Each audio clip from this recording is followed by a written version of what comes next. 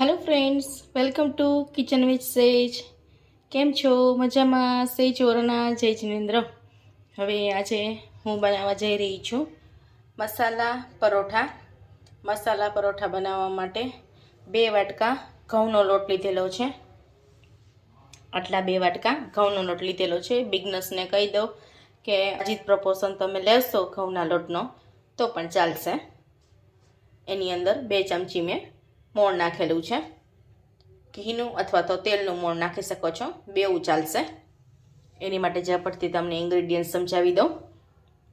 મસાલા પરોઠા બનાવવા માટે 1 ચમચી તલ, 1 ચમચી જીરું અને 1 ચમચી હળદર, 1 ચમચી મીઠું અને 1 ચમચી લાલ મરચું. લાલ મરચું અથવા તો તમે લીલું મરચું પણ નાખી શકો છો. જો તમને ફાવતું હોય તો લાલને બદલે લીલું પણ નાખી શકો છો. મસાલા બનાવી રહ્યા છીએ એટલે અત્યારે લાલ નાખીને રહ્યા છીએ.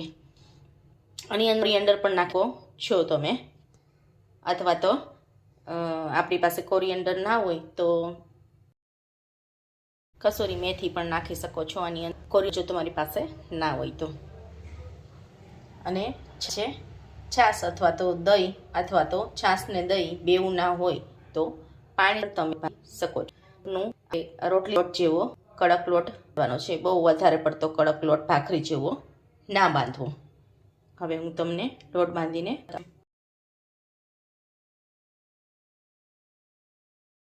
ફાઇનલી આપણો લોટ બનીને તૈયાર છે. આપ જોઈ શકો છો આવી રીતે મેં નાના નાના ગુલ્લા કરેલા છે. લોટને આવો ઓછો રાખવો રોટલીના લોટ જેવો. તો આપણે એને હવે વણવા જઈ રહ્યા છીએ. હું તમને પરોઠા કેવી રીતે વણવા એ તમને શીખવું છું. આવી રીતે એક ગુલ્લું લઈને આવી રીતે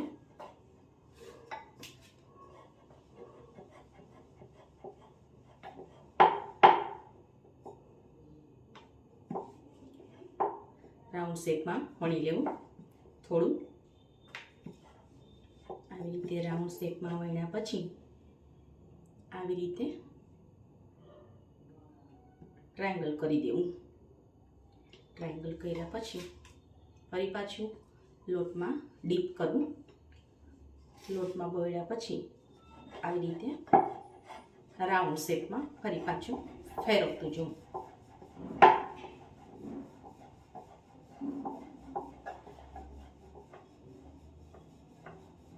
આવી રીતે રાઉન્ડ શેપમાં ફેરવતા જઈએ આવી રીતે ટ્રાયેંગલ આપણું રેડી થઈ જશે. આપ જોઈ શકો છો.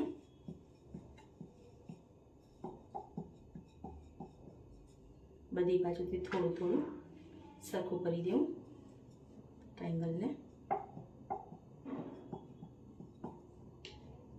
સો ફાઇનલી ફ્રેન્ડ્સ, આપણું આ ટ્રાયેંગલ તૈયાર છે. હવે આને ચોળવાનું છે. ઘી અથવા તો તેલ લઈને ચોળી શકો છો. હવે આગળની પ્રોસેસ તમને બતાવું છું. હવે તાવીને પ્રીહીટ કરીને મેં મીડિયમ ફ્લેમ ઉપર આવી રીતે શેકાવા મૂકી દીધું છે પરોઠું આપણું. એક બાજુ શેકાઈ ગયા પછી થોડું તેલ અથવા તો ઘી કાંઈ પણ વસ્તુ લઈ શકો છો બેમાંથી. આવી રીતે થોડું ઘી અથવા તો તેલ લગાડીને મીડિયમ ફ્લેમ ઉપર ચોળવું.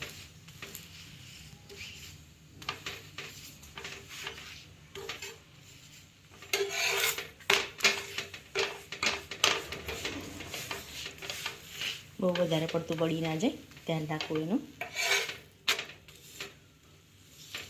તો ફાઇનલી આપણું આ મસાલા પરોઠું તૈયાર છે. નીચે ઉતારી લેશું. બતાવી જોઈ શકો છો આપ.